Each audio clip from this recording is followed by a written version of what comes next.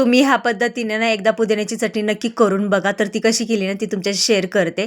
मिक्सरच्या भांड्यामध्ये ना स्वच्छ धुवून 1 वाटी पुदिना टाकला, 1 वाटी ना कोथिंबीर टाकली आणि कोथिंबीरच्या काड्या पण टाकल्या. कारण कोथिंबीर आहे ना कवळी होती ना, म्हणून काड्या स्वच्छ धुवून टाकल्या. 1 इंच आलं टाकलं, 4 लसणाच्या पाकळ्या टाकल्या आणि 2 चमचे ना किसलेलं खोबरं टाकलेलं आहे. ह्या कोथिंबीरच्या काड्या तुम्ही नक्की टाकून ही चटणी करू शकता. चवीला म्हणाल तर अप्रतिम झाली होती ही चटणी. मग चवीनुसार मीठ टाकलं, थोडीशी साखर टाकली आणि जिरे टाकले, 4 हिरव्या मिरच्या टाकल्या. 1 चमचा ना तेल टाकायचं. तेल टाकले ना चटणी छान बारीक होते. तेल टाकल्यामुळे ना चटणी जास्त दिवस टिकते. नंतर लिंबाचा रस पिळायचा. लिंबाचा रस आणि साखर टाकल्यामुळे ना चटणी आपली छान अशी हिरवीगार होते. तुम्ही बघू शकताय चटणीला किती छान असा कलर आलेला आहे. तुम्ही तुमच्या घरच्यांना ह्या पद्धतीने चटणी करून दिली ना, ते सारखे करून मागतील तुम्हाला ही चटणी पुदिन्याची. तुम्ही नक्की त्यांना करून द्या आणि कशी वाटली ही चटणी मला ते कमेंट करून सांगायला विसरू नका.